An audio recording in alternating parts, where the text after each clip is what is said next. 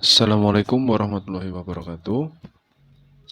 Untuk perkuliahan kali ini kita akan membahas tentang kurikulum. Jadi ini adalah pengertian dasar dari kurikulum itu seperti apa. Tujuan pembelajaran kita hari ini yang pertama adalah saya harapkan Anda semua mampu menjelaskan apa itu pengertian dari kurikulum. Jadi kurikulum itu seperti apa nanti. Kemudian yang kedua adalah menjelaskan keterkaitan dimensi kurikulum dengan berbagai pengertian kurikulum.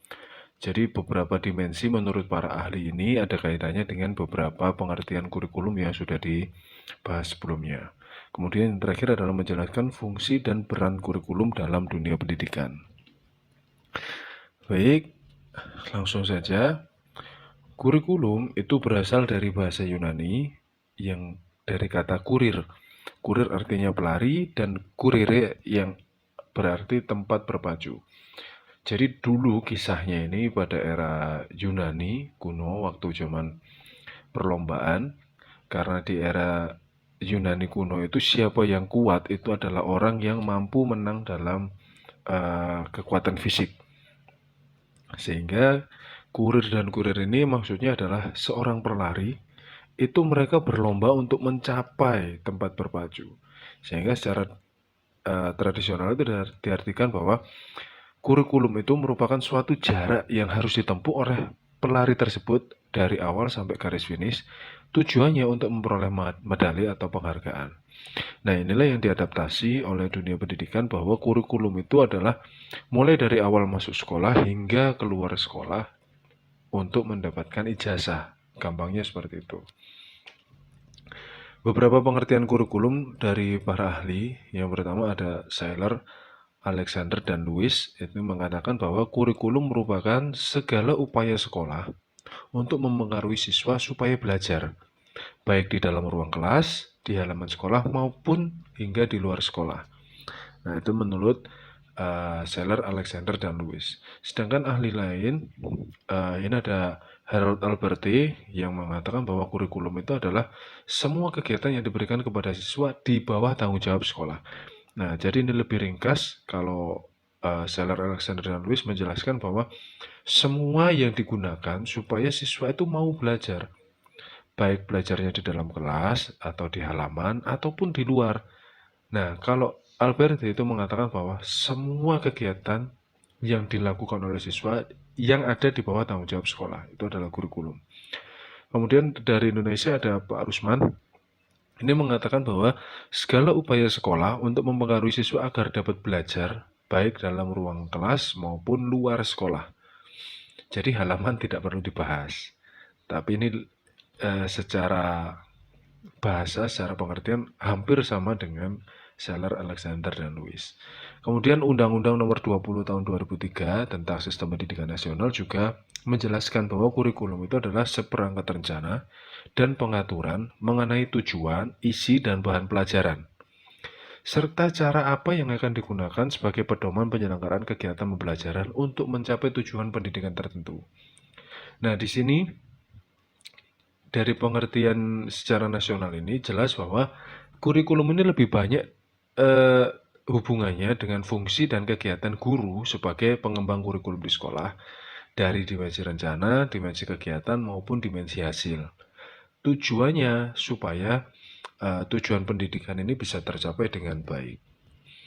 Jadi dari beberapa pendapat para ahli ini, kalau saya pribadi menyimpulkan bahwa kurikulum itu merupakan semua kegiatan, seluruh kegiatan dan pengalaman potensial yang dialami oleh peserta didik. Kenapa ada pengalaman potensial? Karena ada di dalam kelas, ada di halaman sekolah, misal olahraga, seni, dan lain sebagainya. Bahkan hingga di luar sekolah, kegiatan-kegiatan ekstrakurikuler yang dilakukan di luar sekolah, yang tujuannya itu untuk menggali potensi siswa. Jadi baik hard skill, soft skill, semuanya diasah di situ. Jadi semua kegiatan dan pengalaman potensial yang disusun secara ilmiah sebagai pedoman penyelenggaraan kegiatan pembelajaran, baik di dalam kelas, di halaman sekolah, maupun di luar sekolah, di bawah tanggung jawab sekolah. Tujuannya agar mampu mencapai tujuan pendidikan secara efektif dan efisien. Nah, jika kita tinjau dari konsep dan pelaksanaannya, ada 3 macam kurikulum.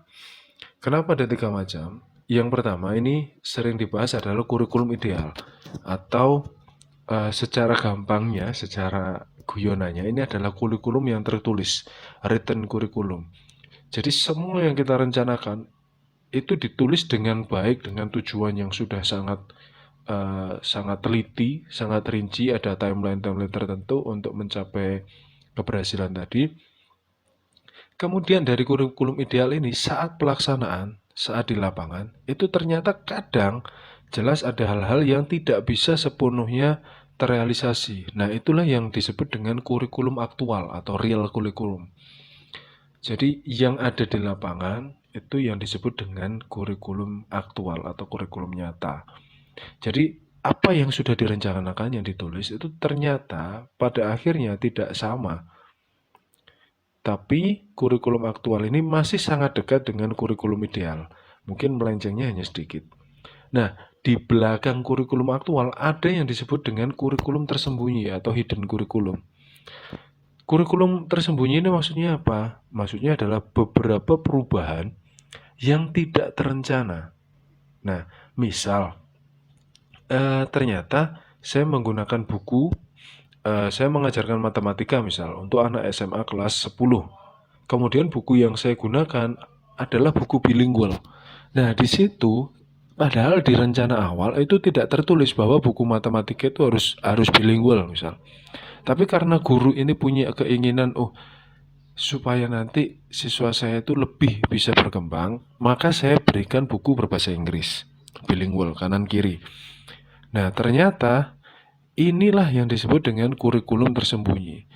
Kenapa? Karena di situ itu ada perubahan rencana yang kita tidak tahu, sehingga pelajaran bahasa Inggris pun akhirnya terintegrasi dalam pelajaran matematika. Itu sisi positif. Nah, tapi kurikulum tersembunyi ini juga ada sisi negatif. Misal, sebuah sekolah ada pelajaran bahasa Inggris lah misalnya, bahasa Inggris atau pelajaran olahraga. Kita ambil contoh yang paling mudah adalah penjaskes yang sering sekali terjadi.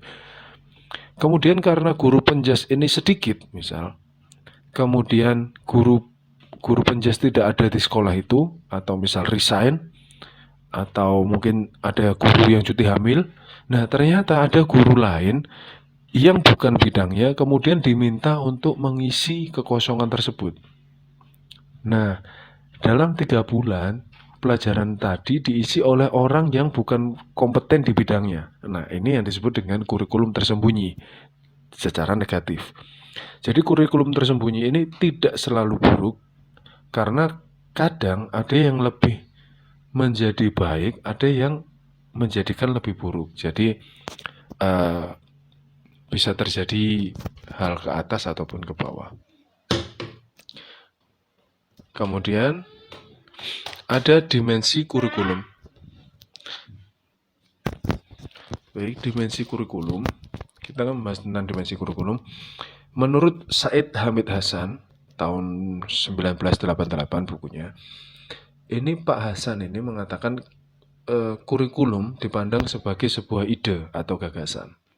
Kenapa kurikulum sebagai ide atau gagasan? Karena dalam kurikulum ini terkumpul berbagai ide yang akan dijadikan pedoman dalam pengembangan kurikulum selanjutnya. Jadi dikatakan kurikulum ini jelas akan terus berkembang. Nah, kemudian ada pandangan lain bahwa kurikulum itu sebagai sebuah perencanaan. Nah, kenapa?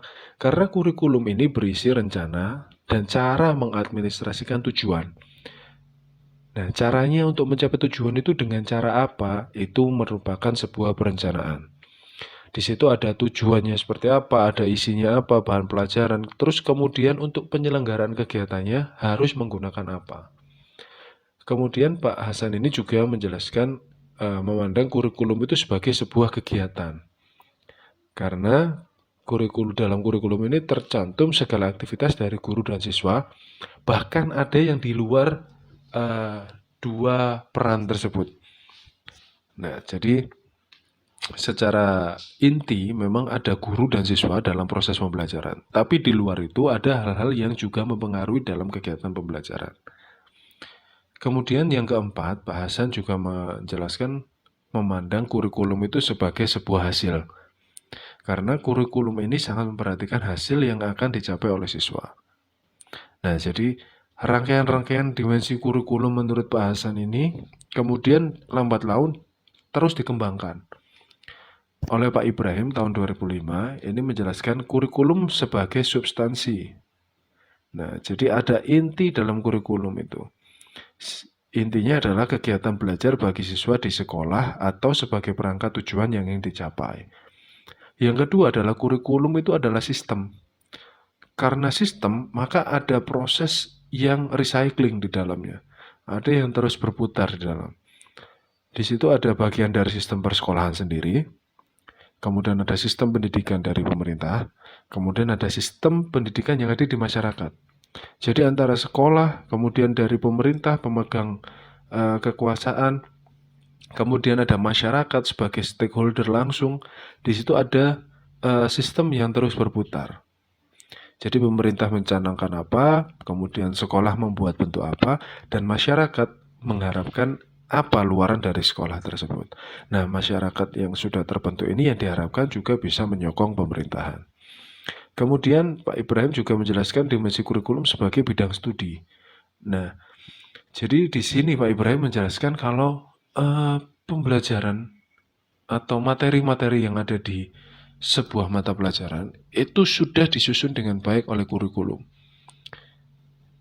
Nah, jadi isi kurikulum itu adalah isi pelajaran-pelajaran yang sudah dicanangkan sedemikian rupa supaya nanti tujuan pembelajaran, kemudian nanti lulusan yang dicapai itu tepat sesuai harapan kurikulum yang sudah dibuat.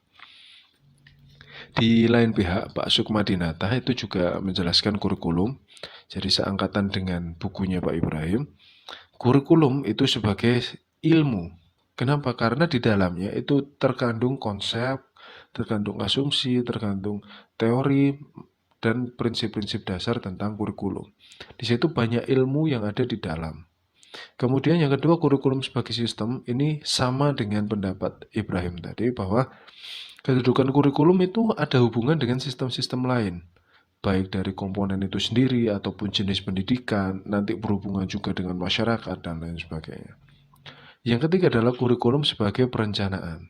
Nah, sama dengan pendapat Pak Hasan bahwa rencana dan rancangan itu digunakan untuk mencapai tujuan-tujuan tertentu.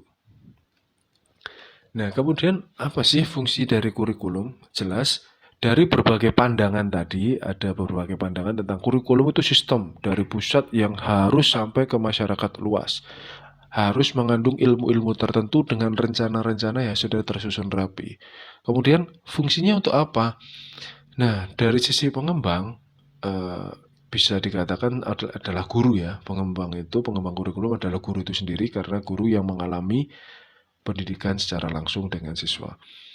Yang pertama ada fungsi preventif atau pencegahan. Di sini tujuannya adalah untuk mencegah kesalahan dari para pengembang kurikulum, terutama dalam melakukan hal-hal yang tidak sesuai dengan rencana. Jadi guru ini juga bisa memberikan ide dalam penyusunan kurikulum ke depan. Kemudian yang kedua ada fungsi korektif. Fungsi korektif ini bisa membetulkan kesalahan yang dilakukan oleh pengembang dalam melaksanakan kurikulum. Karena biasanya penyusun kurikulum ada yang bukan dari praktisi pendidikan secara langsung. Nah, kita ambil contoh untuk negara kita saat ini. Mungkin bukan hanya saat ini ya, dari beberapa tahun belakang banyak orang bukan pendidikan dengan latar belakang bukan pendidikan kemudian ikut menyusun kurikulum. Tujuannya supaya nanti lulusan kita bisa bersaing di dunia industri misal, supaya bisa bersaing di bidang teknologi juga, bisa bersaing dalam pengembangan revolusi industri 4.0 atau society 5.0. Nah, di situ peran guru, karena kurikulum tadi kita punya 3, jadi kurikulum ini bisa jadi hidden kurikulum kalau guru merasa ini tidak tepat. sehingga guru bisa mengubah menggunakan hidden curriculum tadi. Dan nanti bisa untuk koreksi ke depannya bahwa penyusunan kurikulum ini harus ada beberapa hal yang diperbaiki. Jadi itulah yang menyebabkan kurikulum itu dari tahun ke tahun selalu berkembang. Saya pribadi mengalami kurikulum yang pertama adalah kurikulum JBSA, kemudian berubah menjadi kurikulum berbasis kompetensi, kemudian menjadi tingkat satuan pendidikan, kemudian ada kurikulum kok saya lupa ya. Yang terbaru adalah kurikulum Merdeka Belajar ini. Dan saya secara jujur belum paham 100% tentang kurikulum Merdeka Belajar. Sebelumnya ada kurikulum 2013 yang sudah direvisi berkali-kali juga. Karena di dalamnya ada korektif bahwa pencapaian kurikulum ini terlalu dipaksakan sehingga harus dirubah terus. Kemudian ada fungsi konstruktif atau pembangun. Ini tujuannya supaya memberikan arah yang jelas bagi pelaksana dan pengembang kurikulum untuk membangun kurikulum yang lebih baik. Nah, jadi pembangun utamanya sebenarnya adalah guru sebagai pelaksana sendiri. Jadi dari pencegahan tadi, loh ini kok ada yang seperti ini, janganlah ini jangan diajarkan. Kemudian ada perbaikan yang kemudian itu sebagai dasar untuk pengembangan kurikulum-kurikulum berikutnya. Sedangkan dari sisi peserta didik, menurut Alexander Inglis, ini ada fungsi penyesuaian, the adjustive or adaptive function. Yang pertama, yaitu membantu peserta didik untuk menyesuaikan diri dengan lingkungannya secara menyeluruh. Nah, ini fungsi untuk peserta didik. Kemudian kurikulum itu juga ada fungsi integrasi, yaitu membentuk pribadi yang terintegrasi sehingga mampu bermasyarakat. Di situ jelas sering ada kunjungan-kunjungan ke berbagai tempat sosial atau melakukan kegiatan-kegiatan yang berhubungan langsung dengan masyarakat. Itu penting sekali. Kemudian ada fungsi pembeda, yaitu untuk memberikan pelayanan terhadap perbedaan-perbedaan individual dalam masyarakat. Nah, kemudian yang keempat ada fungsi persiapan. Tujuannya kurikulum ini untuk mempersiapkan siswa atau peserta didik untuk melanjutkan ke jenjang pendidikan yang lebih tinggi. Jadi jangan sampai kurikulum ini ada lompatan yang terlalu jauh. Lulusan SD dengan kompetensi ini ternyata untuk SMP kompetensinya berbeda. Nah, ini tidak pas. Sama dengan siswa SMK, dulu sudah pernah dibahas bahwa ada kurikulum terbaru. Kurikulum yang digunakan untuk lulusan SMK itu tidak boleh lompat ke jenjang S1. Jadi baiknya untuk lulusan SMK vokasi ke D1, D2 atau D3 karena bersifat praktis. Sedangkan untuk lulusan SMA itu diharapkan ke jenjang sarjana. Jadi S1, S2, S3. Nah, karena bersifat teoretis. Kemudian ada fungsi pemilihan. Di sini, ini memberikan kesempatan kepada peserta didik untuk memilih program pembelajaran secara selektif sesuai dengan kemampuan, minat, dan kebutuhan. Nah, ini yang diharapkan ada juga di program Merdeka Belajar yang sekarang dicanangkan. Jadi tidak semua materi itu harus dikuasai oleh peserta didik. Hanya disesuaikan dengan minatnya apa. Nah, ini yang tidak ada di kurikulum-kurikulum lama. Kemudian ada fungsi diagnostik yang terakhir, yaitu untuk membantu peserta didik memahami diri sehingga mereka bisa mengembangkan potensi apa yang dimiliki. Jadi dari beberapa pilihan tadi yang kemudian dikerjakan oleh siswa, dialami oleh siswa, dari situ dia tahu, oh, ternyata bakat saya apa. Nah, itu fungsi kurikulum dari sisi peserta didik. Kemudian dari berbagai perspektif, itu banyak sekali. Yang pertama ada fungsi kurikulum dalam mencapai tujuan pendidikan. Ini jelas karena untuk membentuk manusia utuh sesuai dengan visi, misi, dan tujuan pendidikan nasional.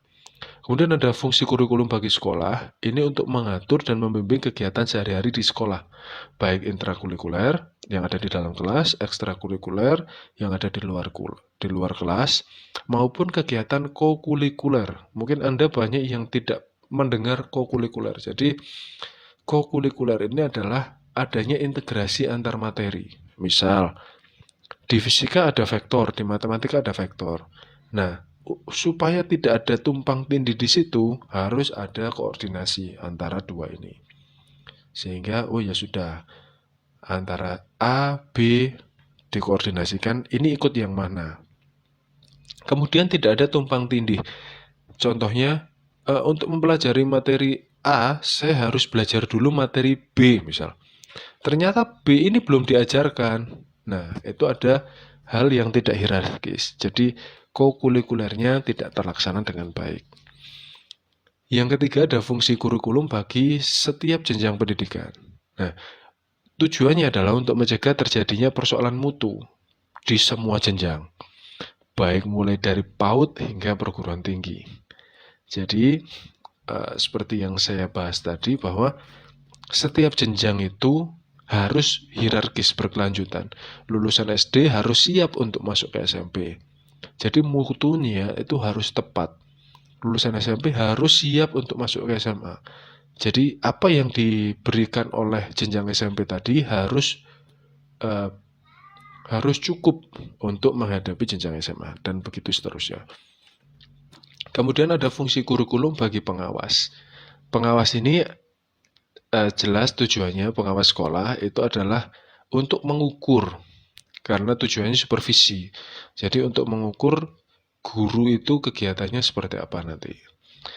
Kemudian ada fungsi kurikulum bagi masyarakat. Ini diharapkan dapat memberikan pencerahan wawasan, ada pengetahuan baru yang bisa digunakan dalam masyarakat. Jadi misal masyarakat yang ada belum kenal teknologi, kemudian dari lulusan sekolah ini kemudian masuk ke masyarakat membawa teknologi-teknologi baru, membawa pencerahan lah ibaratnya ya. Kemudian yang terakhir ada fungsi kurikulum bagi stakeholder atau pengguna lulusan. Jelas kalau pengguna lulusan itu diharapkan ada kompetensi di dalam dunia kerja. Nah, jadi saya ingin seorang teknisi handal di bidang elektronik, berarti saya mengambil dari SMK Teknik Elektro, misalnya seperti itu. Jadi pengguna lulusan itu sudah tahu, oh kurikulum di sekolah ini tepat untuk saya ambil lulusannya, supaya nanti bisa membantu saya di dunia pekerjaan saya, seperti itu. Yang terakhir ada peranan kurikulum. Nah, menurut Omar Hamalik, ini hampir semua buku mengambil bukunya Pak Hamalik ya. Menurut Omar Hamalik ada 3 jenis peranan kurikulum. Yang pertama ada peranan konservatif atau pencegahan tadi, kemudian ada peranan kritis dan evaluatif. Jadi hampir sama dengan dimensinya Pak Hasan tadi. Kemudian yang ketiga ada peranan kreatif. Nah, jelas peranan konservatif itu tujuannya untuk mencegah, itu dasar. Kemudian tujuannya adalah untuk mewariskan, mentransmisikan, dan menafsirkan nilai-nilai sosial dari budaya masa lalu yang tetap eksis dalam masyarakat. Jadi mencegah supaya hal-hal baik itu tidak bisa hilang, tidak dihilangkan. Kemudian karena ada budaya baru yang lebih keren ibaratnya, tapi tidak lebih baik dari masa lampau, itu maka jangan sampai mencemari. Nah, karena nilai-nilai tersebut diharapkan menjadi nilai-nilai positif yang bermanfaat bagi pertumbuhan dan perkembangan peserta didik saat terjun ke masyarakat di masa yang akan datang. Kemudian ada peranan kritis dan evaluatif, jelas. Peranan kritis ini intinya adalah digunakan untuk menilai, kemudian mengevaluasi adanya proses pemilahan di dalamnya. Jadi memilih hal-hal yang baik, kemudian diaplikasikan ke dalam masyarakat. Yang ketiga ada peranan kreatif yang digunakan untuk menyusun kegiatan-kegiatan kreatif dan konstruktif sesuai dengan perkembangan peserta didik dan kebutuhan masyarakat saat ini. Nah, dari pengertian kurikulum awal ini, saya harapkan Anda bisa memahami, oh kurikulum itu ternyata seperti ini. Nah, untuk minggu depan, saya akan membahas tentang berbagai macam kurikulum yang ada di Indonesia, dan kemudian Anda akan menilai. Saya harapkan menilai seperti hari ini, Anda buat tabel, kemudian Anda nilai kurikulum mana yang paling baik, atau ada kurikulum yang dulu itu sudah baik, mungkin hanya tinggal ditambahkan. Nah, Anda kolaborasikan, kemudian Anda bisa menyimpulkan sendiri. Nah, Anda sebagai stakeholder, saya harapkan Anda sebagai stakeholder juga sebagai pelaku juga di dunia pendidikan, nanti Anda bisa memberikan kontribusi dalam perkembangan kurikulum Indonesia di masa yang akan datang. Sekian untuk materi kurikulum hari ini. Semoga menjadi manfaat untuk kita semua. Kurang lebihnya saya mohon maaf. Apabila ada hal-hal yang ingin ditanyakan, silahkan bisa didiskusikan di grup WA KDP. Baik, terima kasih. Saya akhiri. Wassalamualaikum warahmatullahi wabarakatuh.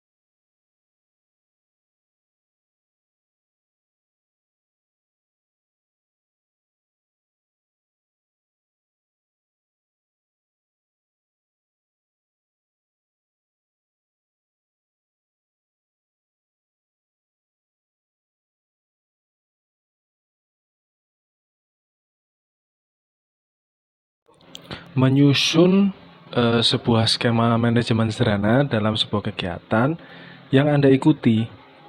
Misal, contohnya kegiatan magang. Jadi di dalam kegiatan magang ini caranya planningnya seperti apa, kemudian organizingnya seperti apa, executingnya seperti apa. Nah, ini ada yang kurang satu ya, POAC harusnya adanya controlling. Jadi ini hanya contoh dalam bentuk kegiatan magang. Tapi Anda bisa menggunakan kegiatan-kegiatan lain yang menurut Anda lebih mudah untuk dimanajemenkan. Nah, jadi saya harap dengan penugasan-penugasan seperti ini, kita sudah tidak lagi mengerjakan UAS nantinya. Karena saya untuk UAS yang misal sebutkan tahapan-tahapan dalam manajemen versi TERI. Nah, ini Anda kan berarti hanya hafalan. Nah, saya harapkan di sini Anda langsung mengaplikasikan. Oh, ternyata manajemen itu bentuknya seperti ini. Nah, begitu ya. Anda boleh menggunakan kegiatan apapun, asalkan ini dalam perguruan tinggi boleh, organisasi Anda boleh, di sekolah juga boleh. Jadi Anda gunakan prinsip POAC, di situ controllingnya hilang ya. Gunakan prinsip POAC, kemudian Anda buat dalam bentuk tabel atau boleh dalam bentuk skema proses, boleh dalam bentuk tulisan-tulisan narasi, boleh. Jadi sekreatif mungkin Anda untuk membuat penugasan ini. Gitu ya. Kurang lebihnya nanti kita bisa bahas minggu depan, dan minggu depan akan saya bahas juga tentang proses kurikulum. Jadi bagaimana kurikulum itu diciptakan, kemudian kenapa harus dilakukan, dan kurikulum apa yang pernah dilakukan di Indonesia. Nah, dari situ nanti Anda akan menganalisa, oh ternyata kurikulumnya lebih baik yang ini misal. Mungkin Anda bisa merencanakan kurikulum yang baru. Oh, dari kurikulum yang lama itu ternyata banyak kurikulum yang harus disesuaikan lebih lanjut, seperti itu. Baik, terima kasih. Semoga pembelajaran hari ini bermanfaat untuk kita semua. Kurang lebihnya saya mohon maaf apabila ada kata-kata saya yang menyinggung. Mohon dimaafkan. Semoga kita bisa bertemu, bertatap muka saat pandemi telah berakhir. Tetap jaga kesehatan. Saya akhiri. Wassalamualaikum warahmatullahi wabarakatuh.